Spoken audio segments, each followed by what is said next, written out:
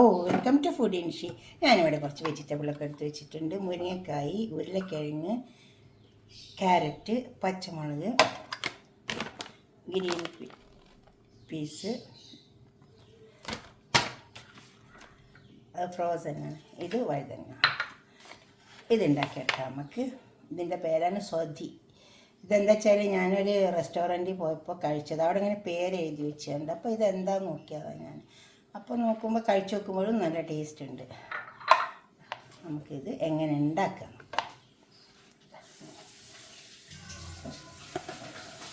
നമുക്കിത് ഉണ്ടാക്കിയെടുക്കാം. ഒരു പാത്രം അടുപ്പത്ത് വെച്ചിട്ടുണ്ട്. വെളിച്ചെണ്ണ ഉണ്ടെങ്കിൽ ഒഴിച്ചു കൊടുത്താൽ മതി, ഇല്ലെങ്കിൽ ഓയിൽ ഒഴിച്ചു കൊടുത്താലും മതി കേട്ടോ. ഞാനിപ്പോൾ കുറച്ച് വെളിച്ചെണ്ണ ഒഴിച്ചു കൊടുക്കുന്നുണ്ട്.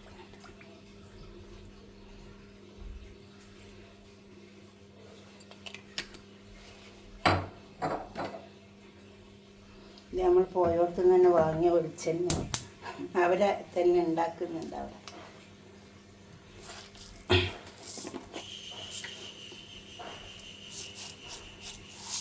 കുറച്ച് കടുക് ഇട്ട് കൊടുക്കാം. കടുക് നന്നായി പൊട്ടട്ടെ. കടുക് നല്ലോണം പൊട്ടണം. കുറച്ച് ഉലുവ ഇട്ട് കൊടുക്കാം. ചെറിയ ഉള്ളി, കറിവേപ്പില,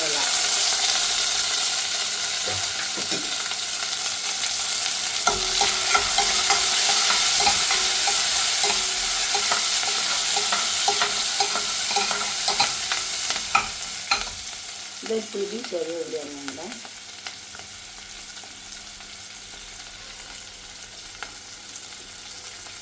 ഒരു കഷ്ണം പട്ട, ഒരു ബാലിച്ച്,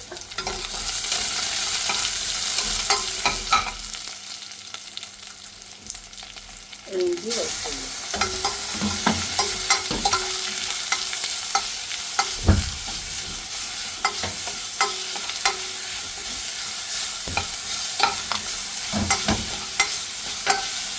നന്നായി വെച്ചിട്ട് പച്ചമുളക്, ഇനി വാഷ് ചെയ്ത് വെച്ച് പച്ചക്കറി ഇത് വേവട്ടെ. കുറച്ച് വെള്ളം ഒഴിച്ചിട്ട് ഇട്ട് കൊടുത്താൽ മതി. അത് വെന്തോളും.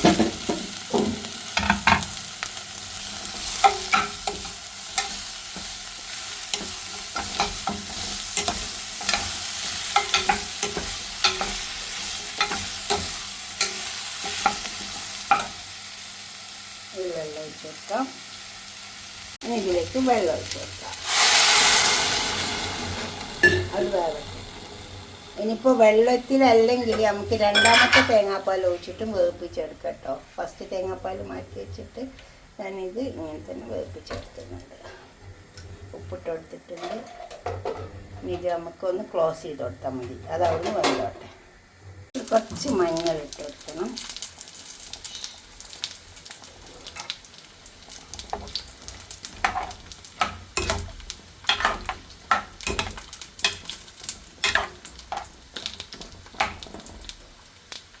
അതെല്ലാം അതിൽ കിടന്ന് തിളച്ച് പച്ചക്കറിയൊക്കെ വരും.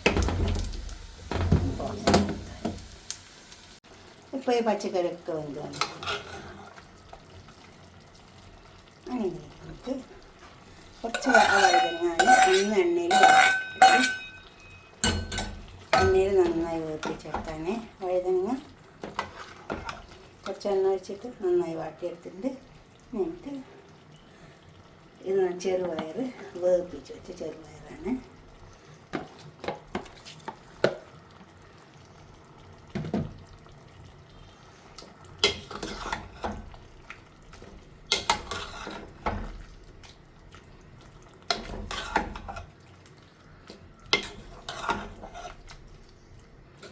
നമുക്ക് തേങ്ങാപ്പാൽ ഒഴിച്ചു കൊടുക്കാം. നല്ല കട്ടിയിലെടുത്ത തേങ്ങാപ്പാൽ. ഫസ്റ്റ് തേങ്ങാപ്പാലിന് അധികം വെള്ളം ചേർക്കാണ്ട് എടുത്തതാണ്.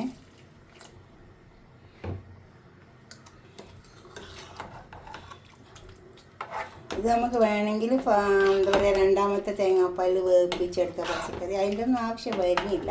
ഇതിങ്ങനെ തന്നെ വെച്ചാൽ നല്ല ടേസ്റ്റ് ഉണ്ടാവും.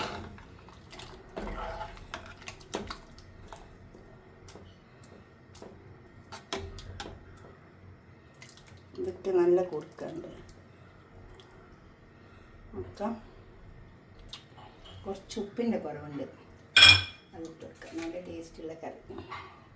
ഉപ്പ് ലേശം കൂടി ഇട്ട് കൊടുക്കാം.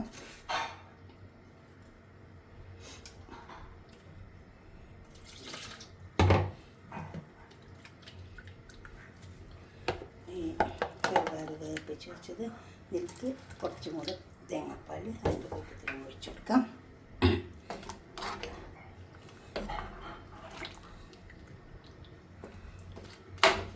പിന്നെ തേങ്ങാപ്പാൽ ഒഴിച്ചിട്ട് ഇത് അധികം കത്തിക്കേണ്ട ആവശ്യമില്ല, ചെറുതായിട്ടൊന്ന് കത്തിച്ച് കൊടുത്താൽ മതി. ഇതുപോലെ ഒന്ന് ഉണ്ടാക്കി നോക്കിയാൽ എനിക്കിത് നല്ല ടേസ്റ്റ് തോന്നി ആ റെസ്റ്റോറൻറ്റിൽ നിന്ന് കഴിച്ചപ്പോൾ. അപ്പോൾ അതെല്ലാം പഠിച്ചിട്ട് വന്നിട്ട് ഞാൻ ഉണ്ടാക്കിയതാണ്. ഇതിങ്ങനെ ഒന്ന് ചെറുതായിട്ടൊന്ന് പതിച്ച് വന്നാൽ മതി. ഇതൊക്കെ തയ്യാറായി വന്നിട്ടുണ്ട്. ഇതുപോലൊക്കെ ഒന്ന് ഉണ്ടാക്കി വെക്കട്ടെ, നല്ല ടേസ്റ്റ് ഉണ്ടാവും കേട്ടോ. അതുപോലെ ഉണ്ടാക്കിയിട്ട് നിങ്ങളുടെ അഭിപ്രായം നിർദ്ദേശമൊക്കെ കമൻറ്റ് ബോക്സിൽ അറിയിക്കുക. ലൈക്ക് ചെയ്യുക, ഷെയർ ചെയ്യുക, സബ്സ്ക്രൈബ് ചെയ്യാത്തവരൊക്കെ ചെയ്യുക. ചപ്പാത്തിൻ്റെ കൂടെ, അപ്പത്തിൻ്റെ കൂടെ, എന്തിൻ്റെ കൂടെ വേണമെങ്കിലും കഴിക്കുക. പത്തിരിൻ്റെ കൂടെ, എന്തിൻ്റെ കൂടെ വേണമെങ്കിലും കഴിക്കാൻ പറ്റും. ഓക്കെ, അടുത്തൊരു വീഡിയോ ആയിട്ട് നമുക്ക് പിന്നെ കാണാം. ബൈ. ഉണ്ടാക്കി നോക്കണം, കമൻറ്റ് ചെയ്യണം, ഷെയർ ചെയ്യണം, സബ്സ്ക്രൈബ് ചെയ്യാത്തവരൊക്കെ ചെയ്യണം. Okay, by.